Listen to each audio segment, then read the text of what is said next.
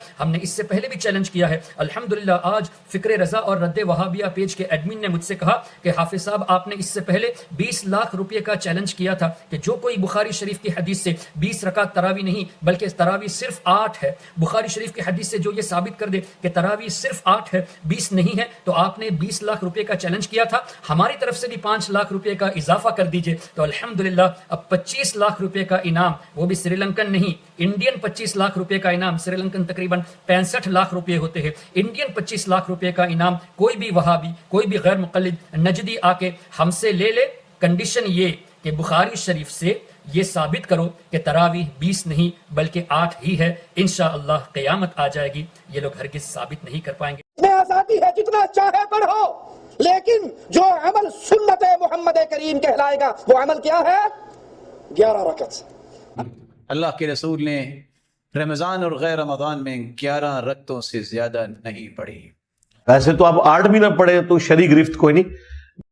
اب آئیے ہم حدیث کی روشنی میں نماز تراویح کو ثابت کرتے ہیں اور 20 رکعات بھی ثابت کرتے ہیں. اور انشاءاللہ ہم ان حدیثوں کو بھی یہاں پیش کریں گے جن حدیثوں کو پیش کر کے یہ لوگ کہتے ہیں کہ نماز تراویح 20 نہیں بلکہ صرف 8 ہے. آئیے سب سے پہلے بخاری شریف. بخاری شریف اس وقت مترجم میرے ہاتھ میں ہے، چونکہ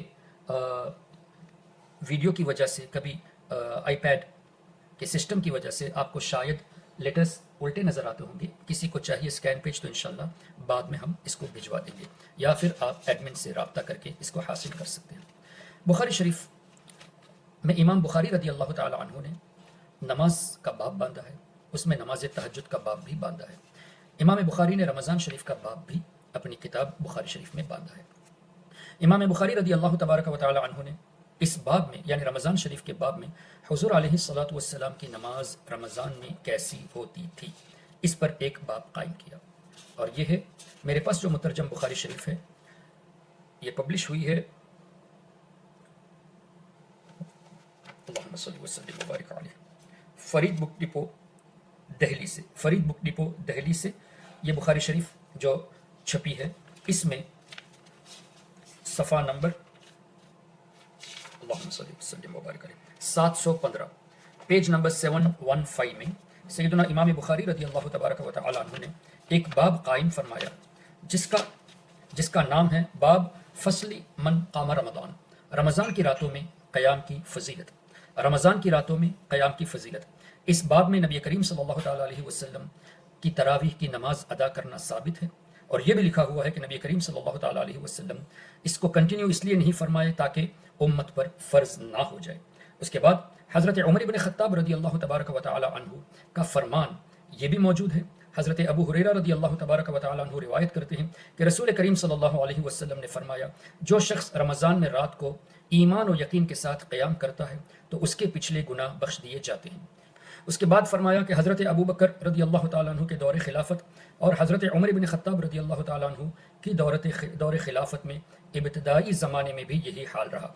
عبد الرحمن کہتے ہیں کہ میں حضرت عمر کے ہمراہ رمضان کی ایک رات مسجد میں گیا تو لوگوں کو الگ الگ نماز پڑھتے ہوئے دیکھا. کہیں ایک شخص نماز پڑھ رہا ہے تو کچھ اور لوگ بھی اس کے ساتھ نماز پڑھ رہے ہیں. حضرت عمر نے کہا کہ میرے خیال میں انہیں ایک ہی قاری پر متعلق کر دیا جائے تو زیادہ بہتر ہے. چنانچہ ان سب کو ابی ابن کعب رضی اللہ تعالیٰ عنہ کی اقتدا پر جمع کر دیا. پھر میں ان کے ساتھ دوسری رات گیا تو وہ قاری کے ساتھ نماز پڑھ رہے تھے. حضرت عمر رضی اللہ تبارک و تعالیٰ عنہ بولے، یہ اچھی بدعت ہے، اور رات کا وہ حصہ جس میں لوگ سو جاتے ہیں اس سے بہتر ہے جس میں کھڑے ہوئے ہیں اور ابتدائی حصے میں کھڑے ہوتے تھے. تو اس حدیث پاک میں یہاں جو امام بخاری رضی اللہ تعالیٰ عنہ نے نقل فرمایا، یہاں بالکل واضح ہے کہ حضرت عمر بن خطاب رضی اللہ تعالیٰ عنہ نے جب لوگوں کو دیکھا کہ وہ الگ الگ نماز پڑھ رہے ہیں ان سب کو جمع فرمایا. حضرت ابی بن کعب رضی اللہ تعالیٰ عنہ کو حکم دیا کہ وہ نماز ادا کرے، جماعت قائم کرے، اور ان کے پیچھے لوگوں نے پڑھی. پھر دوسرے دن جب حضرت عمر رضی اللہ تعالیٰ عنہ گئے، دیکھا کہ لوگ نماز پڑھ رہے ہیں تو انہوں نے فرمایا کیا ہی اچھی بدعت ہے.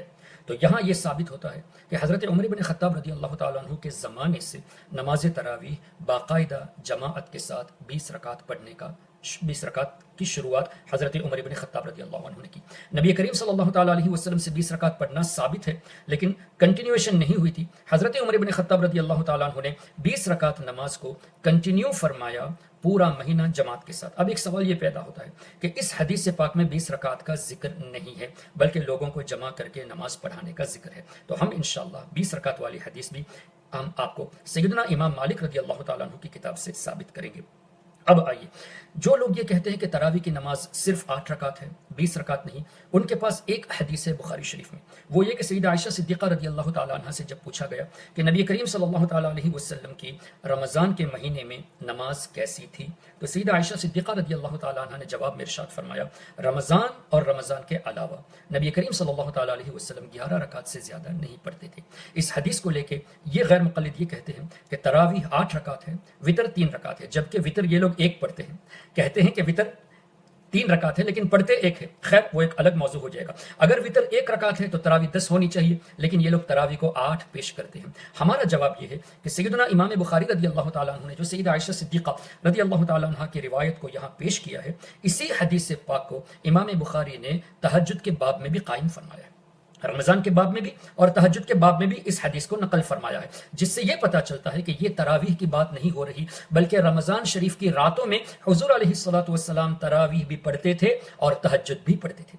چونکہ باب رمضان شریف کا ہے تو حضور علیہ الصلوۃ والسلام رمضان شریف کے مہینے میں تراویح پڑھتے تھے، یہ حدیث پاک ابھی ہم نے پڑھی، اور اس کے بعد سیدہ عائشہ صدیقہ رضی اللہ تعالیٰ عنہ والی روایت، وہ رمضان شریف ہی میں حضور علیہ الصلوۃ والسلام تہجد بھی پڑھتے تھے، اور یہ بھی سیدہ عائشہ صدیقہ نے فرمایا رمضان شریف میں اور رمضان کے علاوہ 11 رکعت سے زیادہ نہیں پڑھتے تھے۔ اب اس کو ہم تراویح مان لیں گے تو رمضان کے علاوہ اس بات پر کیوں کوئی بات چھیڑتا نہیں ہے؟ شعبان کے مہینے میں کوئی یہ کیوں نہیں کہتا کہ تم لوگ 8 کیوں نہیں پڑھتے، تم لوگ کیوں خالی بیٹھے ہو، 8 رکعت پڑھنی چاہیے، صرف رمضان میں یہ بات کیوں کرتے ہیں؟ اللہ اکبر! ان کو چاہیے اگر یہ تراویح ہے تو رمضان کے علاوہ یعنی شعبان کے مہینے میں، شوال کے مہینے میں، ذی قعدہ کے مہینے میں، محرم کے مہینے میں، تمام مہینوں میں 8 رکعت پابندی کے ساتھ پڑھا جائے، لیکن یہ لوگ اس طرح نہیں کرتے۔ اب حضور علیہ الصلوۃ والسلام کی یہ 2 حدیثیں، 2 افعال یہاں بیان کیے گئے، غور سے سنیے گا محترم حضرات، آپ لوگوں کو ان لوگوں کو جواب دینے کے لیے آپ کو شاید اس سے مدد ملے۔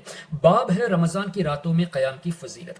حضور علیہ الصلوۃ والسلام کا ایک فعل یہاں یہ بھی ہے کہ حضور علیہ الصلوۃ والسلام تراویح پڑھتے تھے لیکن کنٹینیو نہیں کیا، کیوں؟ تاکہ امت پر فرض نہ ہو جائے، اور تہجد کی نماز کے بارے میں کنٹینیو کیے تھے، صرف رمضان میں نہیں، رمضان کے علاوہ بھی 11 رکعت یعنی 8 رکعت تہجد اور 3 رکعت وتر پڑھتے تھے۔ اب ان دونوں حدیثوں کو رکھ کر اگر ہم غور کریں، اس پر ہم غور و فکر کریں اور محدثین کی روشنی میں دیکھیں تو بات ایک دم کلیئر ہو جائے گی کہ پہلی جو حدیث بیان کی گئی وہ تراویح کے تعلق سے ہے، اور دوسری جو حدیث بیان کی گئی وہ تہجد کے تعلق سے ہے۔ اگر دونوں کو تراویح مانے تو تراویح رمضان شریف میں حضور علیہ السلام 11 رکعت پڑھتے تھے، رمضان کے علاوہ بھی پڑھتے تھے، مطلب کنٹینیو پڑھتے تھے۔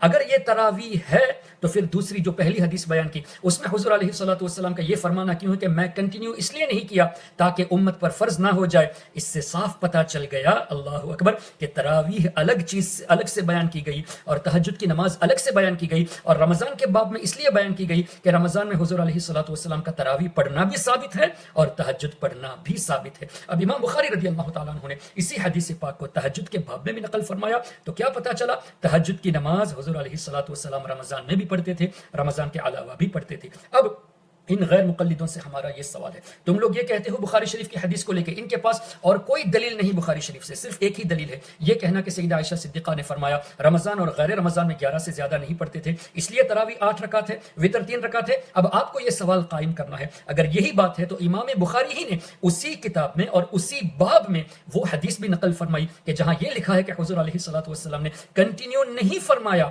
تو وہ کون سی نماز تھی؟ اگر یہ تراویح ہے تو وہ کون سی نماز تھی؟ اللہ اکبر! اب ماننا پڑے گا کہ وہ تراویح کی نماز اور یہ تہجد کی نماز۔ اب جب یہ لوگ اس بات پہ پھنس چکے تو اب انہوں نے ایک نئی بات شروع کر دی کہ تراویح، قیام اللیل، تہجد یہ سب ایک ہی چیز ہے، تراویح کوئی الگ چیز نہیں، قیام اللیل الگ چیز نہیں، تہجد الگ چیز نہیں، یہ تینوں ایک ہی چیز ہے۔ تو ہمارا ان کو یہ جواب، ویری سمپل سا جواب، اگر تہجد، قیام اللیل اور تراویح ایک ہی چیز ہے تو کیا تم امام بخاری رضی اللہ تعالیٰ عنہ سے علم میں بڑھ چکے ہو؟ امام بخاری رضی اللہ عنہ نے تہجد کا باب الگ سے قائم فرمایا، قیام اللیل کا باب الگ سے قائم فرمایا اور تراویح کا باب الگ سے قائم فرمایا۔ تم کہتے ہو یہ تینوں ایک ہے، تراویح، تہجد، قیام اللیل ایک ہی ہے، لیکن امام بخاری نے الگ الگ باب قائم فرمائے، تو کیا امام بخاری رضی اللہ تعالیٰ عنہ سے زیادہ تم علم رکھتے ہو؟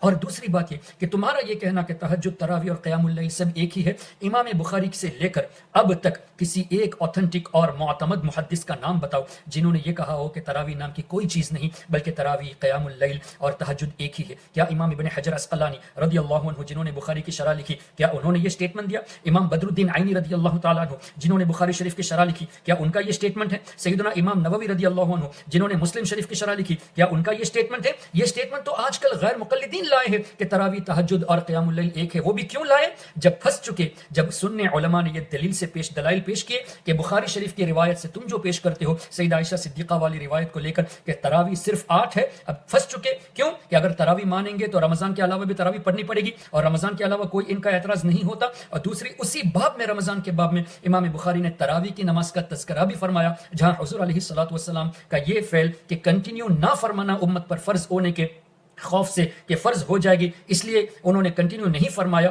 یہ حدیث پاک بھی اسی باب میں ہے۔ اگر مان لے کہ یہ تہجد کی بات ہے تو تراویح اس کو ماننا پڑے گا، اور اگر یہ تراویح ہے تو اس کے بارے میں ان لوگوں کا کیا کہنا ہوگا؟ الحمدللہ جب یہ پھنس گئے تو نئی بات یہ لائے کہ تراویح تہجد قیام اللیل سب ایک ہی چیز ہے، اور یہ سٹیٹمنٹ کسی محدث سے نہیں دکھا سکتے، کسی مفسر سے نہیں دکھا سکتے۔ ہاں ان کے نام نہاد مفسر اور محدث سے دکھا سکتے ہیں۔ ہم اکابرین کی بات کرتے ہیں، امام بخاری کے شاگردوں میں سے اور محدثین جنہوں نے شروحات لکھی ہے، بڑے ایکسپٹڈ محدثین نے جو شروحات لکھی ہے ان کے نام سے پیش کرو کہ امام ابن حجر نے کہا یا امام نووی نے کہا یا امام بدر الدین عینی نے کہا یا سیدنا شیخ عبدالحق محدث دہلوی رحمۃ اللہ علیہ نے کہا یا امام تقی الدین سبکی رحمۃ اللہ علیہ نے کہا۔ کسی ایک محدث یا مفسر کو یہ ہرگز نہیں دکھا سکتے۔ دوسری بات، جب اس میں بھی پھنس چکے، چونکہ تراویح قیام اللیل تہجد یہ ایک کہہ کے پھنس گئے اس لیے کہ امام بخاری نے الگ الگ باب قائم کیے، تو یہ امام بخاری سے زیادہ ہوشیار تو نہیں ہو سکتے۔ اب بچنے کا ایک راستہ ان کو مل گیا، وہ راستہ کیا ہے کہ امام مالک رضی اللہ تعالیٰ عنہ کی موطا امام مالک رضی اللہ تعالیٰ عنہ انہوں نے پیش کی، اور اس میں ایک حدیث پاک جو رمضان کے تعلق سے لکھی گئی ہے، اللہ اکبر۔ اس میں یہ ہے کہ سیدنا امام مالک رضی اللہ تعالیٰ عنہ نے ایک حدیث پاک نقل کی کہ سیدنا عمر بن خطاب رضی اللہ تبارک و تعالی عنہ نے حکم دیا کہ 8 رکعت نماز تراویح پڑھائی جائے۔ یہ موطا امام مالک، یہ رضا اکیڈمی سے چھپی ہے، مترجم حضور کی نماز اللہم صلی وسلم مبارک علیہ، اللہم صلی وسلم مبارک علیہ، صلی اللہ تعالی علی محمد صلی اللہ تعالی علیہ وسلم۔ اس میں تراویح کا باب، 1 منٹ، اللہم صلی وسلم مبارک علیہ صلی اللہ علیہ وسلم۔ ہاں، پیج نمبر 120، موطا امام مالک مترجم، publish by Raza academy, page number 120۔ سیدنا امام مالک رضی اللہ تعالیٰ عنہ نے باب قائم فرمایا، کتاب الصلاۃ فی رمضان، رمضان میں تراویح پڑھنے کی ترغیب، باب الترغیب فی الصلاۃ فی رمضان۔ اس باب میں سیدنا امام مالک رضی اللہ تعالیٰ عنہ نے یہ نقل فرمایا، اس میں بھی یہی حدیث پہلے مذکور ہے کہ حضور علیہ الصلوۃ والسلام نے کنٹینیو جماعت سے نماز نہیں پڑھائی تاکہ یہ اس خوف سے کہ فرض نہ ہو جائے۔ یہاں لکھا ہوا ہے کہ آپ نے فرمایا کہ میں نے دیکھ لیا تم نے کیا اور انہیں روکا مجھے تمہارے پاس آنے سے مگر اس خدشہ نے کہ یہ نماز تم پر فرض نہ ہو جائے۔ تو حضور علیہ الصلوۃ والسلام تراویح فرض نہ ہونے کے لیے کنٹینیو اس کو جماعت سے نہیں فرمایا۔ اس کے بعد سیدنا امام مالک رضی اللہ تعالیٰ عنہ نے ایک اور حدیث پاک نقل کی جس میں یہ لوگ جو غیر مقلدین پیش کرتے ہیں کہ امام مالک رضی اللہ تعالیٰ عنہ نے یہ نقل کیا کہ حضرت عمر بن خطاب رضی اللہ تعالیٰ عنہ نے حکم دیا کہ تم لوگوں کو نماز پڑھاؤ اور 8 رکعت نماز پڑھانے کا حکم دیا۔ اللہم صلی وسلم مبارک علیہ صلی اللہ علیہ محمد صلی اللہ تعالی علیہ وسلم۔ جی، سعید بن یزید نے فرمایا کہ حضرت عمر بن خطاب رضی اللہ تعالیٰ عنہ نے حضرت ابی بن کعب اور حضرت تمیم داری کو حکم دیا کہ وہ لوگوں کو 11 رکعت نماز پڑھایا کرے۔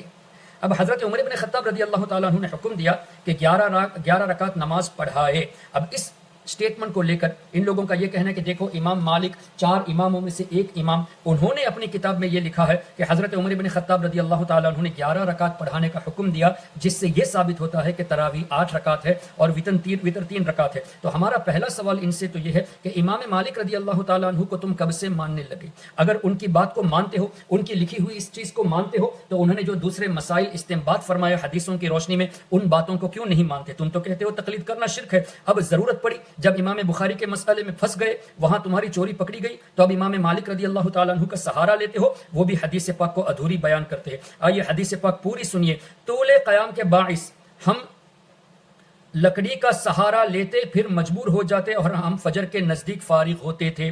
یعنی نماز تراویح اتنی طویل ہوتی تھی, بہت طویل نمازیں ہوتی تھی, تو ہم لوگ فجر کے وقت یعنی ختم کرتے تھے, یعنی سحری بھی جلدی جلدی میں کرتے تھے, جیسے کہ دوسری روایات سے ثابت ہے. اس کے بعد حضرت عمر بن خطاب رضی اللہ تعالیٰ عنہ کا ایک اور حکم اسی حدیث کے فوراً بعد نقل کیا گیا.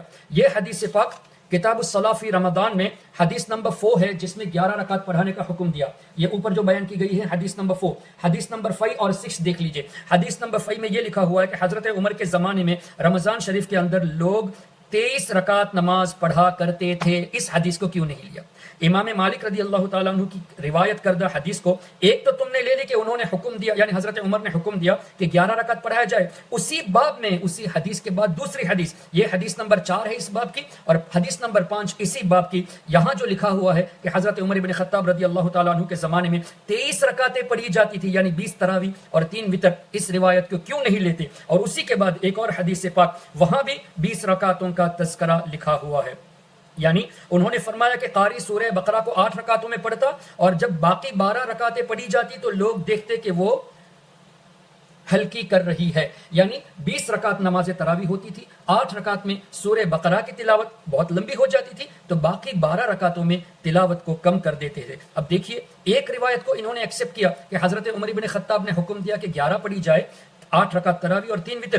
دوسری 2 روایتیں جس میں 20 رکعت تراویح کا ذکر ہے, اس کو انہوں نے ترک کر دیا. تو آج کے بعد اگر آپ کے سامنے کو یہ پیش کرے کہ امام مالک رضی اللہ تعالیٰ عنہ نے لکھا ہے کہ حضرت عمر بن خطاب نے 8 کا حکم دیا, اب امام مالک سے ثابت ہو گیا تم لوگ مقلد ہو, تو امام مالک کی بات کیوں نہیں مانتے؟ تو ابھی آپ کو جواب یہ دینا ہے کہ الحمدللہ ہم امام مالک رضی اللہ تعالیٰ عنہ کو امام مانتے ہیں, چاروں ائمہ کو حق مانتے ہیں, لیکن امام مالک ہی نے اپنی موطا امام مالک رضی اللہ تعالیٰ عنہ میں ان 2 حدیثوں کو بھی نقل کیا اس کے بعد کہ 20 رکعت پڑھی جاتی تھی. ان 2 حدیثوں کو تم نے کیوں ترک کر دیا؟ یعنی یہ لوگ اپنی منمانی کے لیے, لوگوں کو کنفیوز کرنے کے لیے, خود تو سست ہے, لوگوں کو سست بنانے کے لیے یہ لوگ حدیثوں سے بھی کھیلتے ہیں, حدیثوں کو لوگوں سے چھپاتے ہیں. اب مجھے بتائیے, مجھے بھی کئی لوگوں نے میسج کیا کہ دیکھو امام مالک نے 8 رکعت کی والی حدیث کو بیان کیا ہے کہ حضرت عمر بن خطاب رضی اللہ عنہ نے 8 کا حکم دیا, تم لوگ کیوں نہیں مانتے؟ جب میں نے موطا امام مالک کھول کے دیکھی تو الحمدللہ وہ روایت بھی ملی, اس کے بعد 2 مزید روایتیں ملی جس میں 20 رکعت کا ہے. اب پتہ چلا یہ غیر مقلدین, یہ نجدی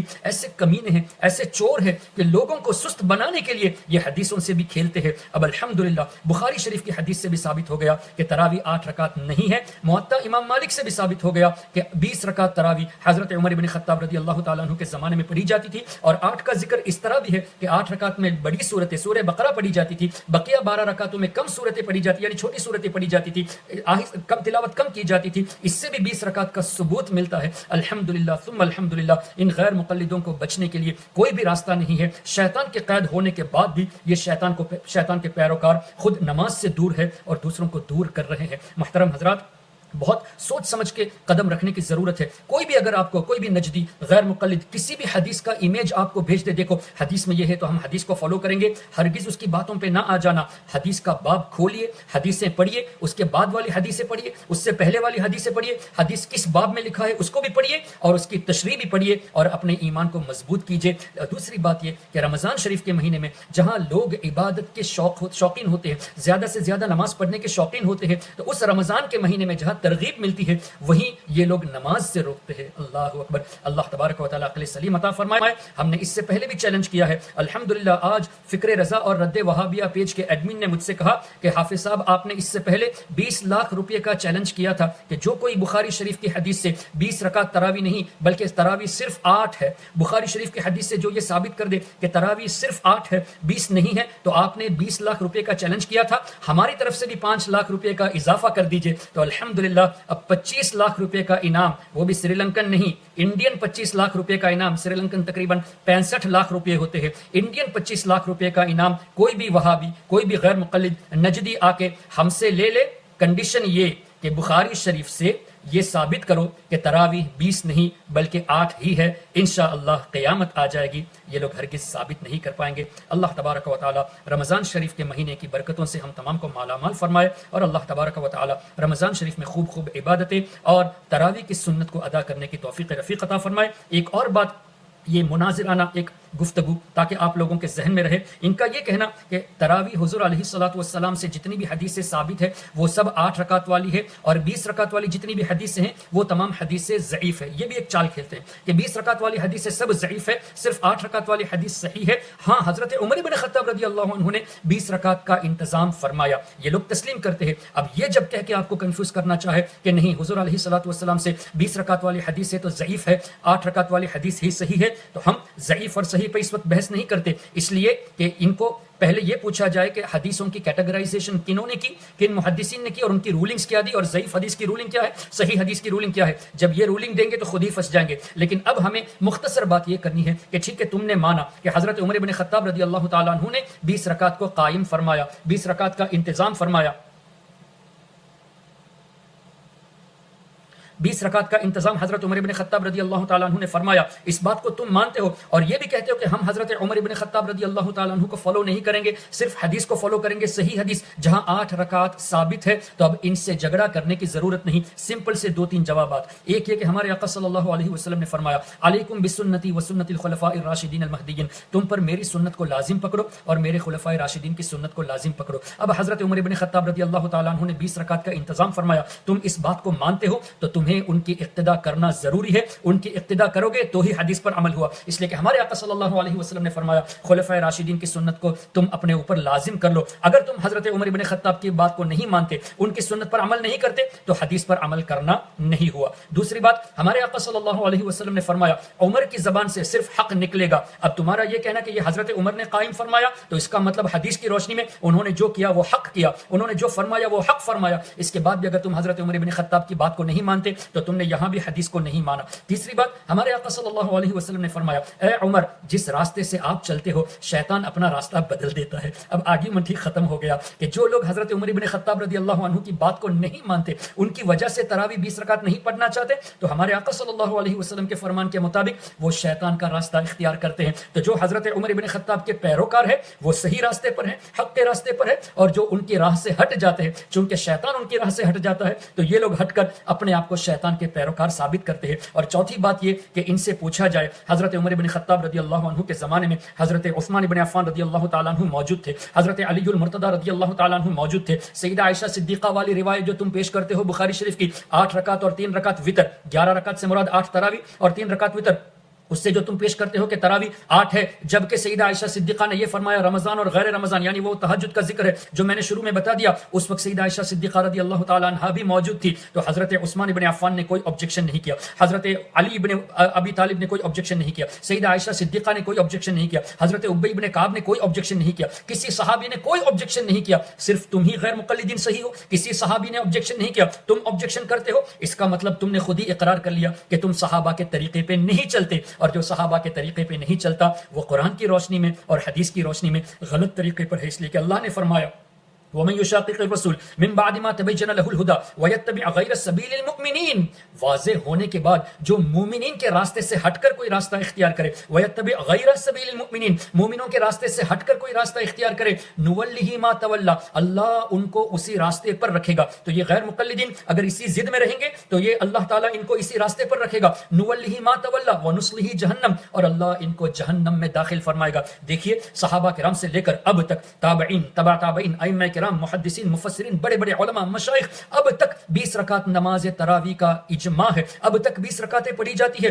تو مومنین کا طریقہ 20 رکعت نماز پڑھنے کا ہے, تم نے 8 رکعت کی نئی بات شروع کر کے مومنین سے ہٹ کر راستہ اختیار کیا, محدثین سے ہٹ کر راستہ اختیار کیا, مفسرین سے ہٹ کر, تابعین سے ہٹ کر, تبع تابعین سے ہٹ کر, اماموں سے ہٹ کر, صحابہ سے ہٹ کر. تو قرآن کی روشنی میں اللہ تعالیٰ تمہیں اسی راستے پر رکھے گا جس پر تم ہو. نُوَلِّهِ مَا تَوَلَّى وَنُصْلِهِ جَهَنَّمَ وَسَاءَتْ مَصِيرًا, اور تمہیں جہنم میں داخل فرمائے گا اگر تم توبہ نہیں کرو گے, اور کیا ہی بری جگہ جہنم ہے. الحمدللہ ثم الحمدللہ, ہم سیف سائڈ پر ہیں, اور سیف سائڈ ہی نہیں بلکہ ہم صحیح راستے پر ہیں, ہم حق پر ہیں. اللہ تعالیٰ صحابہ کرام کے راستے پر ہمیں چلنے کی توفیق رفیق عطا فرمائے. ہم تمام مسلمانوں کو اللہ تبارک و تعالیٰ خوب عمل کرنے کی توفیق عطا فرمائے, بالخصوص رمضان کی برکتوں سے سب کو مالا مال فرمائے. جو لوگ پریشان حال ہیں ان کی اللہ تعالیٰ پریشانیاں دور فرمائے, جو مصیبت میں گرفتار ہے اللہ تعالیٰ رمضان شریف کی برکتوں سے ان کی مصیبتوں کو मुसीबतों से उनको नजात अता फरमाए, जो बीमार है उन्हें शिफा कामिला आजिला अता फरमाए, जो बे औलाद है उन्हें औलाद सालेह अता फरमाए, औलाद वालों की औलाद को नेक और सालेह बनाए, जो वालिदैन अपने बच्चे बच्चियों के रिश्ते के सिलसिले में परेशान है उनको नेक जोड़ा नसीब फरमाए, और अल्लाह तबारक व तआला हम सबको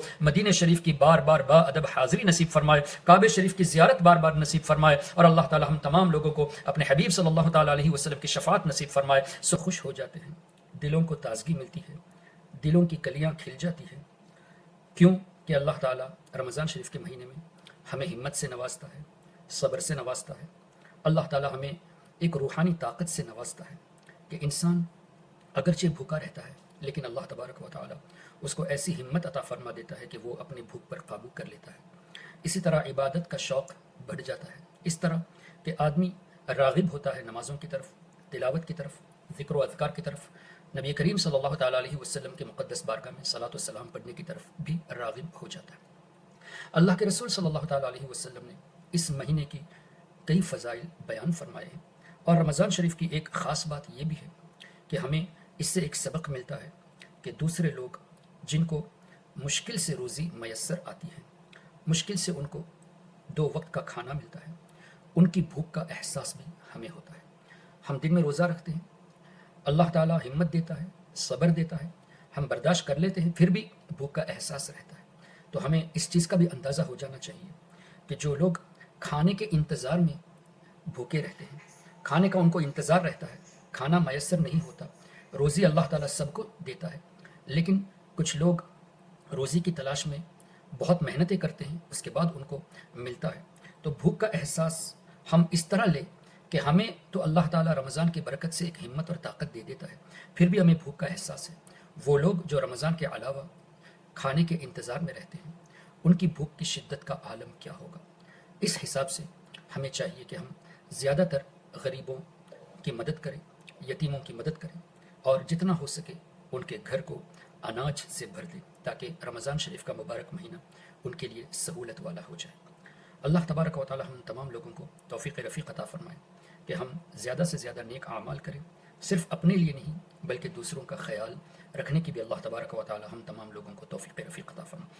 मुअज़्ज़ज़ सामईन, चूँकि वक्त मुख्तसर है और एक अहम टॉपिक के ताल्लुक़ से आज हम यहाँ जमा हुए हैं, वो ये है कि नमाज़ों में दिल लगी, रमज़ान में मस्जिद की तरफ राग़िब होना, उन्हीं में से एक चीज़ रमज़ान में तरावीह की नमाज़ पढ़ना। आप जानते हैं हदीस की रोशनी में शैतान को कैद किया जाता है रमज़ान शरीफ के महीने में, उसके बाद भी कुछ लोग शैतान के पैरोकार बन जाते हैं और नमाज ही से रोकने की कोशिश करते हैं। नई चीज़ें जो ना कभी हमने सुनी ना हमारे बाप दादा ने सुनी, और ये भी हमारे आका सल्लल्लाहु ताला अलैहि वसल्लम ने 1400 साल पहले पेशन गोई फरमाई दी थी कि एक वक्त आएगा लोग ऐसी बातें करेंगे जो ना तुमने सुनी होगी ना तुम्हारे बाप दादा ने। तो आज हम ऐसे लोगों को देख रहे हैं जो ऐसी ऐसी बातें पेश करते हैं जो कभी हमने भी नहीं सुनी थी, हमारे बाप दादाओं ने भी नहीं सुनी थी।